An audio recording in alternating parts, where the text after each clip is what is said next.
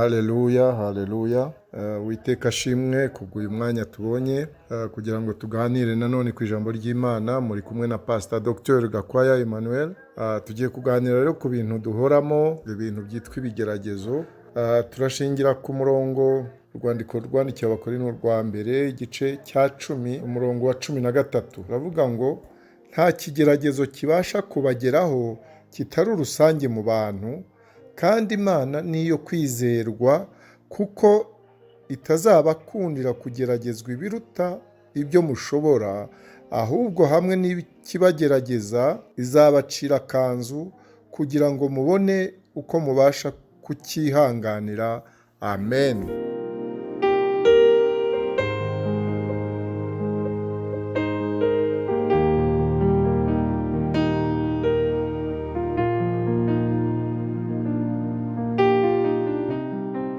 Hano turabona umurongo tubwira ibyo ducamo buri munsi. Tuba turi mu bigeragezo, kandi ibigeragezo ni byiza kuko ni nk'ishuri. Bituma tumenya, iyo bivuye ku Uwiteka bituma tumenya kwizera kwacu guhagaze gute. Imana ireba uko ukwizera kwacu duhagaze.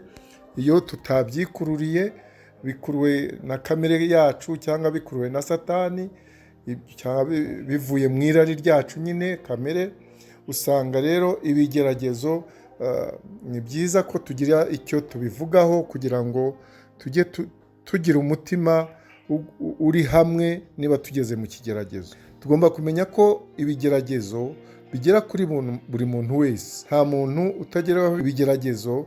Kandi ntitwibagirwe ko icyo gihe niba uri mu bigeragezo cyangwa ufite ikigeragezo utari wenyine, kandi ibigerageza kenshi biza bikurikiranye, biza ari uruhurirane, ugasanga ariko ntabwo uri wenyine. Icyo ni cyo cya mbere tugomba kandi kumenya.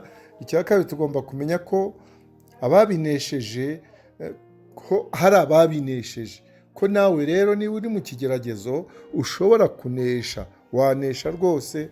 Kandi nibwira ko ari cyo kiba kigenderewe, kuko kujya mu kigeragezo ntabwo ari icyaha, turaza kubibona. Icya gatatu ni uko ikigeragezo cyose wakihanganira kuko Imana igucira akanzu.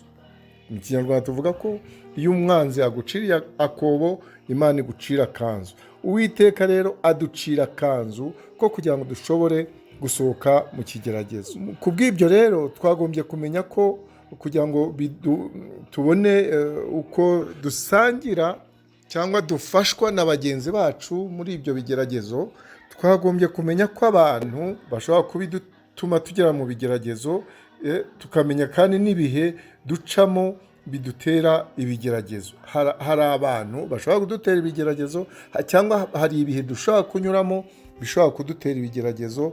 Ibyo rero tugomba kubimenya. Icyo tugomba gukora rero, twagombye guhunga icyitwa ikibi cyose, tugahitamo icya gatatu, tugahitamo ahubwo gukora icyiza cyose. Tugahunga ikibi, noneho tugahitamo gukora icyiza. Noneho kandi tugasaba Imana imbaraga, tugasaba Imana kudufasha muri icyo kigeragezo. Ntitwibagirwe gusenga. Ikindi ni uko twashaka abizera kugira ngo badufashe muri icyo kigeragezo. Bashobora kutuganirira turi kumwe nabo, ariko rero inama nziza ni uguhunga, ni ukwiruka nk'uko Yosefu yabigenje. Yosefu iyo twiga ibyo kwa Potifari, uko yabigenje, ko yirukanse akari ku mwitero ariko agakizwa n'amaguru. Iyo rero ni imyifatire y'ibanze, nicyo gisubizo cy'ibanze mu kugana ku butsinzi. Mu bijyanye rero n'ibigeragezo, ikigeragezo ubwacyo ntabwo ari icyaha, kuko na Yesu ubwe yarageragejwe. Turabizi muri Yohana igice cya 4 turabibona uko yageragejwe n'umwanzi, ariko ntabwo yigeze akora icyaha.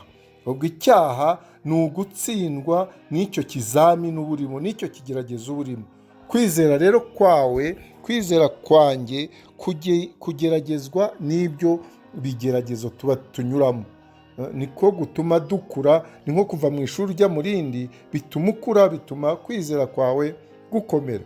Icyo rero tugomba gukora cyane cyane ni ugusaba Yesu Kristo kugira ngo adufate ukuboko, aduhe no ku bubasha bw'Imana, adufashe ku bubasha bwe kugira ngo twihanganire ibitwoshya, kugira ngo dushobore gutsinda ibigeragezo mu izina rya Yesu. Hano rero turabona ko icyo twasoza tuvuga ni uko mu bigeragezo n'intambara nk'izindi, nicyo nakwifuriza buri wese rero ni ukurwana intambara nziza, intambara yo kunesha, kandi Yesu akaduha imbaraga kugira ngo imbaraga ze zidufashe gusohoka muri ibyo bibazo. Kuko Yesu Kristo niwe mbaraga zacu, niwe mbaraga zawe, kandi byose byo Yesu Kristo ni byose kumufite. Mwami rero aguhe umugisha, aguhe imbaraga kugira ngo icyo kigeragezo ukinyuremo neza. Uwiteka aguhe umugisha mu izina rya Yesu. Amen.